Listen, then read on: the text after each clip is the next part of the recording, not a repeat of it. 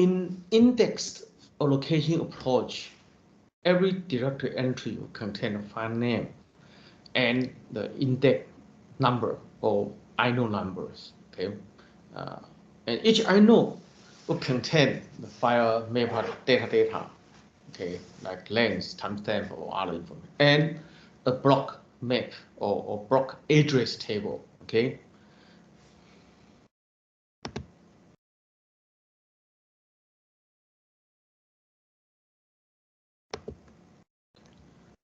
Here, this example, the file name will be my file, and the index number, inode number is 99. So the inode 99 contain some metadata, and with 3 disk blocks. For example, this 06, this will be the first data block of this particular file, my file.txt. Okay, so and when we the user open the file, okay, this inode 99 will be read into the system-wide table. Okay, for example, let's go back to see here. Okay, this system-wide open file table will contain this inode, and for using this inode approach, this in-memory file data structure, the open file table, every entry will have content the content of n particular inodes. Okay, so the whole inode will be cached into the system-wide open file table. Okay, and so to access this particular file, the first block is in block 6. So this first data block will be when we do the first access, this one will be brought in to the memory and so on. Okay, so this is indexed allocation mechanism. Okay, and the Unix file system, okay, the early Unix file system, they use a combined schema. Okay, and each disk block is 4 KB. Okay, and because the inode number, okay, for example here, because in this particular file only requires 3 disk blocks, but if a file requires more disk blocks, then this inode, the size of inode may become variant. Okay, so to solve this problem of the size of the inode table or inode, okay, index node, index block. Okay, the Unix use this spatial approach. They avoid variable sized inodes. Okay, and inode contain different type of block or locations. For example, the address of the data block. Okay, and address of the single indirect block, double indirect block, and triple indirect block. And the organization of Unix inode, okay, will be something like this. This first part is the metadata. Okay, there's a mode, ownership, timestamps, and block count, okay, and so on. And then followed by several direct block address. So these are direct address, disk address. Okay, so the point to each data block. Okay, in general, okay, most of the unifiers in this direct block has a 10 direct block. Okay, so if a file less than 10 block, then the 10 block, each block is 4K, so it's 40 to 40K. Okay, so if a file less than 40K bytes, then this 10 blocks will be enough. Like 10 disk block will be enough. Okay, and because this I know it's always after we open the file, its associated inode is maintained in memory. Okay, so the first data block can be directly accessed very easily.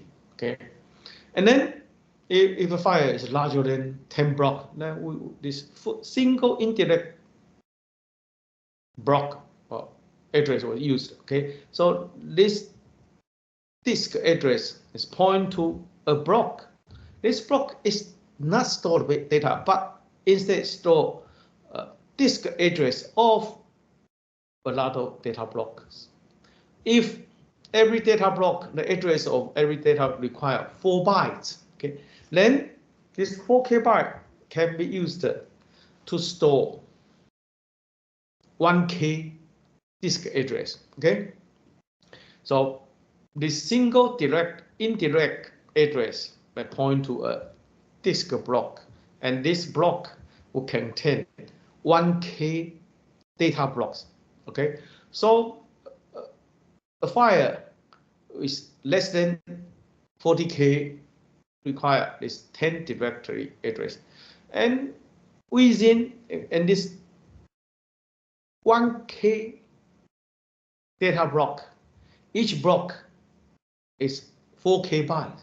So this 1K data block can be used to store up to 4 megabytes. 4 megabyte plus 40K. Okay, so for a file less than 4 megabyte plus 40K, then this 10 direct data block address with a single indirect address will be enough.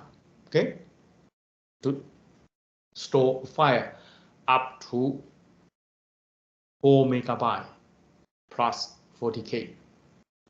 And then the next address is used to store double indirect block. So it's an address point to a disk block. This block contains 1K address. They not point to the data block, but they point to index block also. So please 1K address point to 1K index block. So total this 1K in, and each one has 1K address. So it's 1 mega address for data block, and each data block is 4K. So this 1 mega times 4K is 4 gigabytes. Okay, so in this double indirect address, eventually can up to 4 gigabytes of data, and plus this one is 4 mega. 4 giga plus 4 mega plus 40K. Okay. Last one is triple indirect. So point to an indirect, and then point to indirect, then point to indirect, and then point to data block. Okay. So it's a 3 layer of this indirect. So in here we have 1 mega and another layer. So the first one is 1K. The second one is 1K times 1K is 1 mega. And the third layer is 1 mega times 1K is 1 giga. And each 1 giga address, and every address point is 4K byte. So it's 4 terabytes. 4 terabyte plus 4 giga plus 4 mega plus 40K. So total unified system organized by this way, you 10 direct blocks plus 3 indirect address. Okay, a single indirect, double indirect, and triple indirect together can be used to store 4 tera plus 4 giga plus 4 mega plus 40K.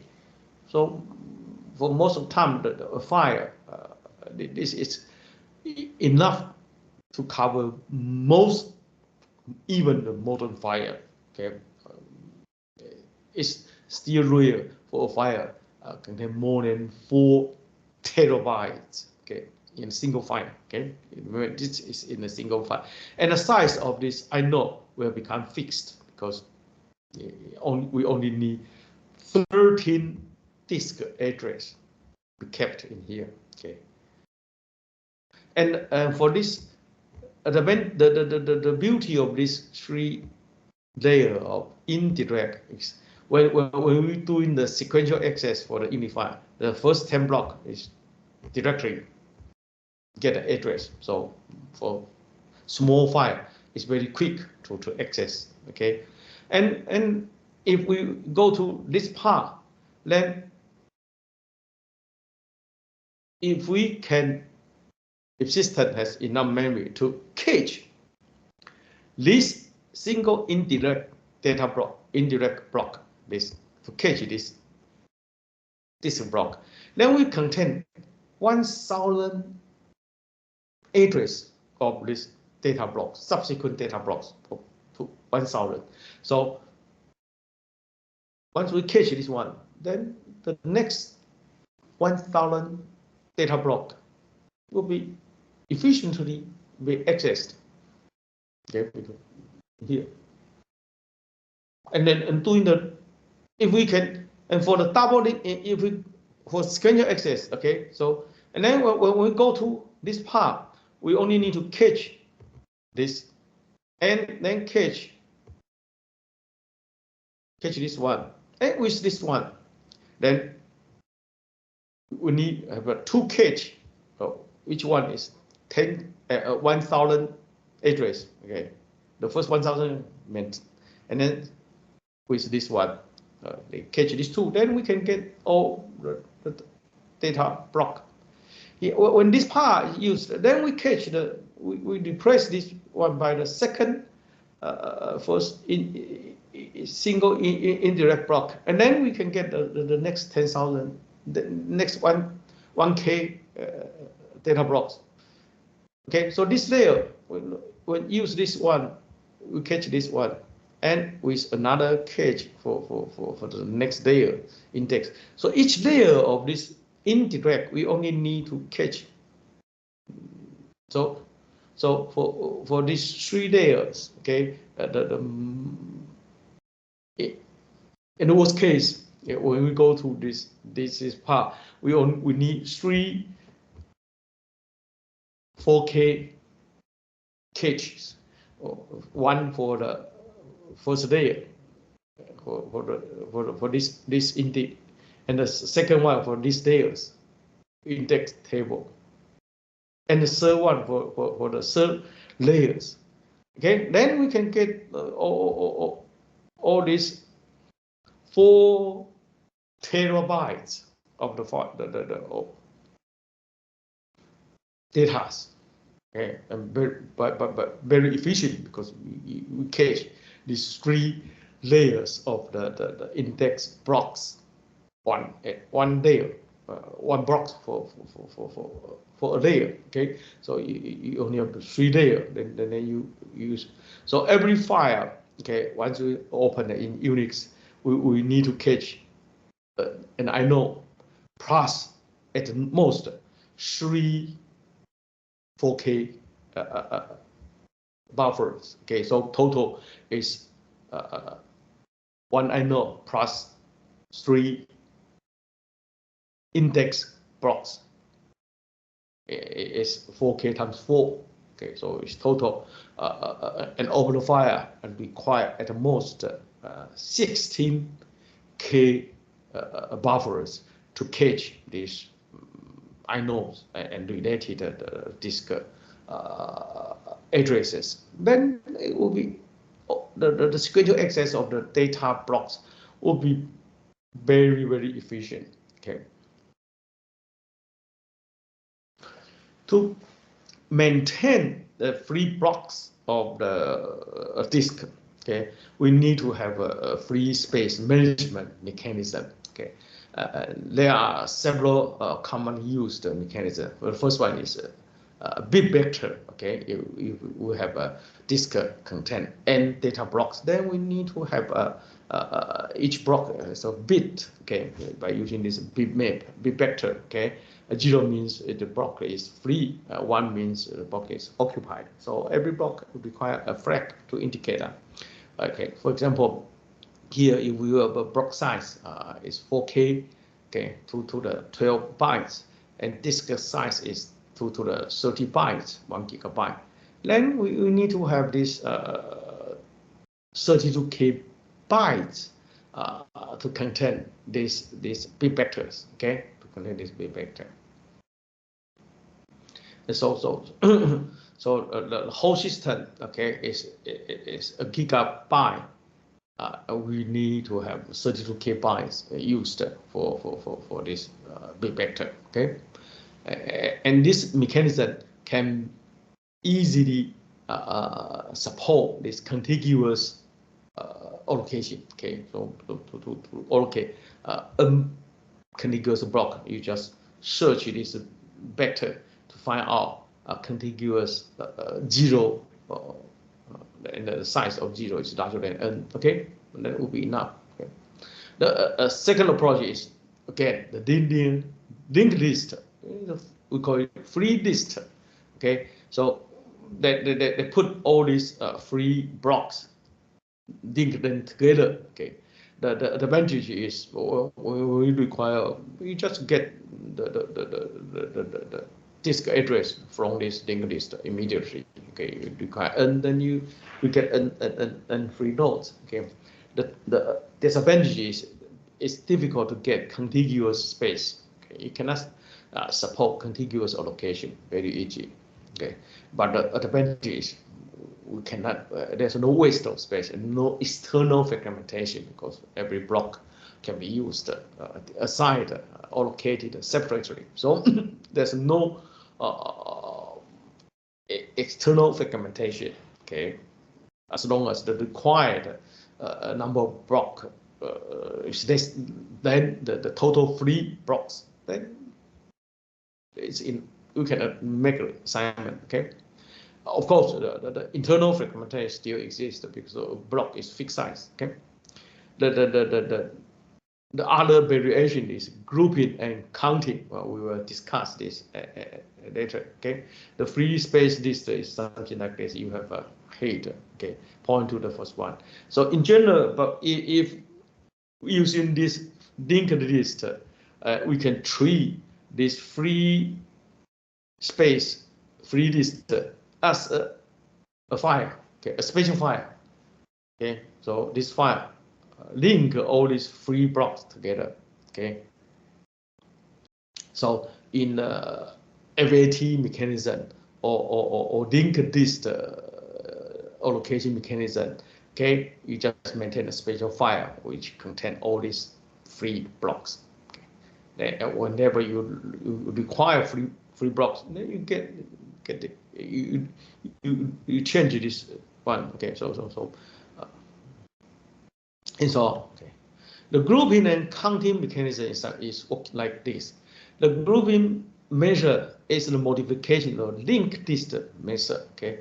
The first free block, or sometimes we call it index free block, store the address of the next n free blocks, okay. It's similar to I know, okay, but instead we use the first block, first free block as a I know, as a I know for subsequent free blocks, okay. So if every block can contain, recall n address, n block address, then you can have n blocks there, okay. And this n address, the first n minus 1 blocks are no more free blocks. They all point to free blocks. But the last one is another index free block, okay. So whenever we try to get the first block, we cache this first free block into the memory, and then this first n minus 1 block can be used immediately because they all point to a free block, okay. So whenever you require, then you just assign this n. After this n minus 1 was assigned, and then we use the last block to get the content of the next n free block, get the index for that one, and then the free block of itself, the first free block itself will be assigned, okay. Once this one was cached into the memory, this block can be assigned, Okay, and then n-1 can be assigned. And after this n block are assigned, this first free block itself and n-1 free block, the index, okay, the last will be used to fetch the next index block. And after fetch, this index block can be released, okay, can be used. And then again, you have n-1 free blocks, can be maintained in memory, okay? So that's the grouping mechanism, okay? The advantage of grouping is that the address of a large number of free blocks can be found quickly, okay, cached in memory, okay? And it can allocate a collection of empty disk block efficiently. So it require, if a file require multiple block simultaneously, for example, you try to store a lot of things into a file, okay? So you don't need to get free block one at a time, okay? You can immediately get a set of free blocks, okay, although they may not be in the contiguous, but it's all right, okay. The counting method is also a modification of the linked list method, okay. It's work like this. Each free block in the disk contains 2 fields, okay.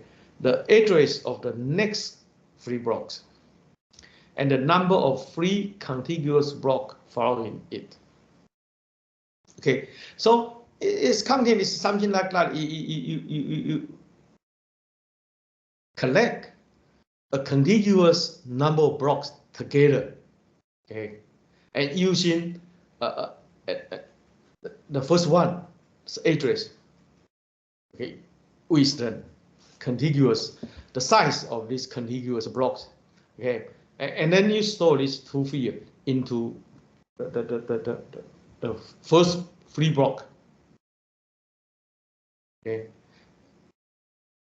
So whenever we get the first free block itself will be used immediately. You cache this one, okay, into the memory, okay, and then we got the next. We have the address of the next free block in memory, and then because the first block with the size contiguous number size, so the first one is assigned, and then you have a number of k free contiguous blocks followed by this first one, okay? So total we have a k plus 1 contiguous graph, but after this free block was loaded into the memory, the first one, the k plus 1 can be used, okay, immediately, and their address are contiguous, okay? So counting usually is used associated with extent allocation of extent, because then this contiguous can be used as an extent, okay, to assign, okay, and so on. Okay.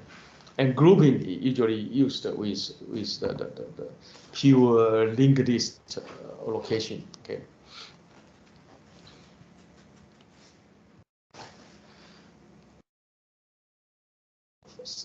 Some file systems support this journaling or lock mechanism, so we can make this file system much reliable, and the file systems used using this lock mechanism can support highly reliable purpose. Okay, so whenever you try to update the file, the update will be locked immediately, and then the file system carry this lock, carry the real update. Okay, and after the update is finished, then the lock item of the lock can be removed. Okay, the mechanism is something like this. A general file system can record each update to the file system as a transaction. Okay? So this begin the transaction. Now you create the new inode, okay, and block a group 4 with new data block and something like this, and then you end of transaction. So these are all carried out carried in a single operation, update operation. Okay. So these transactions are written to a log file first, and then after this transaction finished, okay, once this commit, then the content of this can be carried to the real file system. Okay, and a transaction is considered commit once this log is written into the doc files. Okay, but the file system may not yet be updated yet. Okay, so the transaction in the log are then asynchronously written to the file system. Okay, when the file system modifies software, the transaction, this transaction log, will be then be removed from the log. Okay, the purpose for this is that we try to using this to guarantee that the file update will be delayed until a transaction is committed. Okay, because during this operation, some of them may not be carried.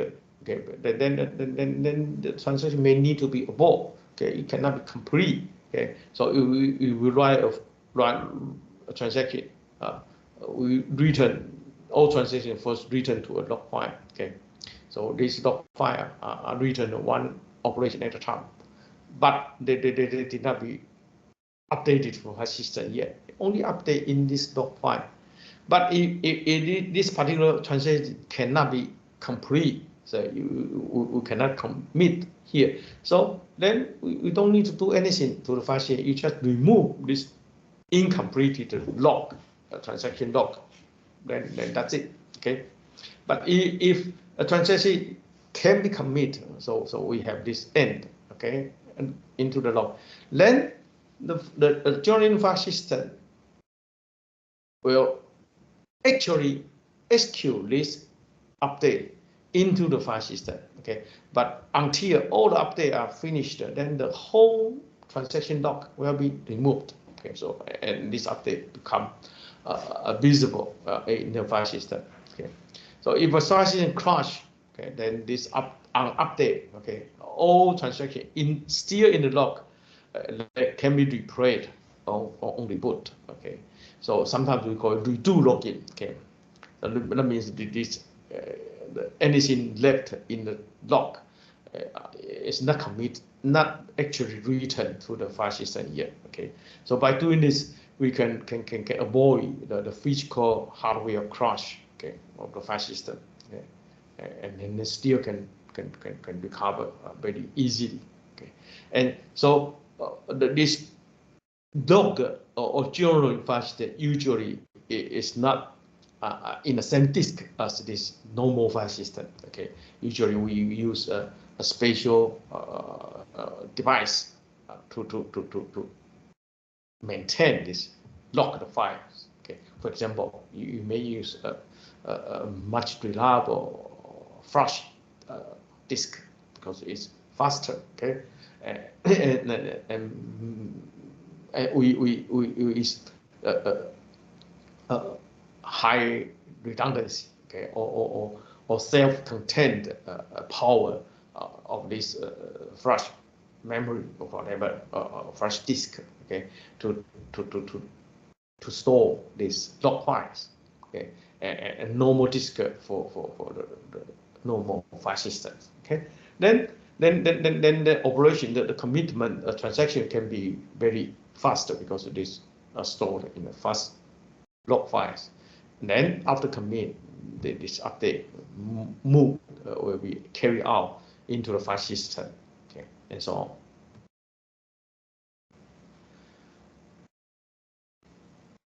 We mentioned this unified system before, okay, and then we will go into the more detail talking about unified system, okay. We mentioned that each inode contain direct, indirect, double indirect, and triple indirect blocks. Okay, so a disk is divided in a unified system 3 parts. Okay, first one we call it super blocks, and inode and data blocks. Okay, 3 parts. The super blocks is the I know table. Okay, the size of the file system, number of free blocks, the list of free blocks, pointer to free blocks, and the index of the next free block in the free blocks, and so on. Also, this free blocks management information are maintained in here, and number of free inodes in the file system. Okay, index of the next free inode in the free inode list. Okay, we have a inode table. So inodes is inode table contain all the inodes in the file system. Okay, so the number of inodes, the size of this inode table, because every inode is fixed size 4K byte, right? Okay.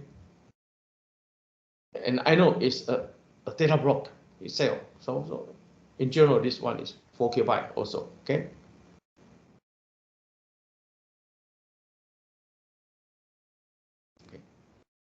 So okay, all okay. The number of depends on physically how many files you like to maintain by this particular file system or disk. Okay, then you allocate how many inodes here.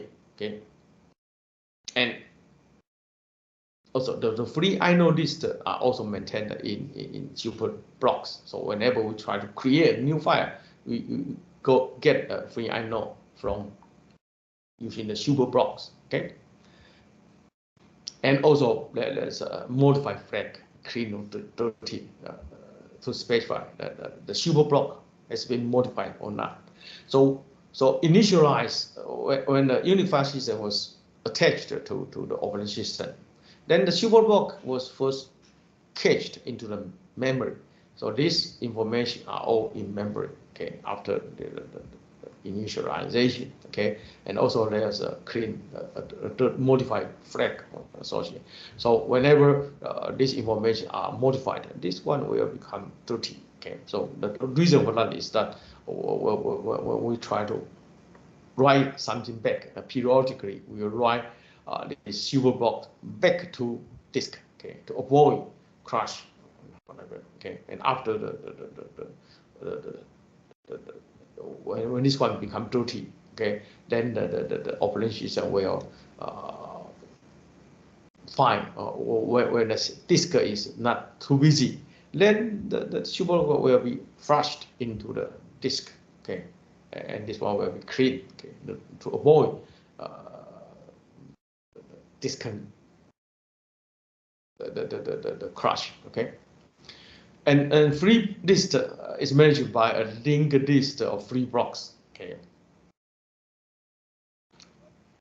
because this okay the free list. So every disk block access will require a seek. Okay, because we try to go to a specific block, right? So if the current disk read-write head is not in the right track, right cylinder, then we need to move the read-write head to the corresponding cylinders. Okay, so and because this seek time is highly dependent of two data blocks. Okay, the distance of the data blocks. Okay, so later we try to later version of Unix they try to provide a better efficiency to reduce this seek time. Okay, so the first variation is or improvement is BST Berkeley version of Unix. They come up with fast file system. Okay, try to minimize this seek time. Okay, so keep file data blocks close to its inode to minimize seek time. Okay, and also keep the related files and their directory together. Okay, so okay, and here remember we mentioned about a cylinder is a collection of all blocks on the same disk track. Okay, cylinder contain all heads of a disk. Okay, since a disk may have a lot of surfaces. Okay, and a disk head they point to a cylinder, and then all the surfaces are in the same tracks. Okay. So a cylinder group will be a collection of blocks on one or more consecutive cylinders. Okay, so for example, if a disk contain have 200 cycles, okay, or 200 tracks, okay, then several contiguous tracks are merging, collected as cylinder groups. Okay, so unified cylinder, typical traditional is you separate this the disk to 3 partitions, but BSD fast system they use cylinder group. Okay, like we divide, for example, a disk in according to their cylinder into cylinder groups. Okay, and those cylinder group are cylinders. They are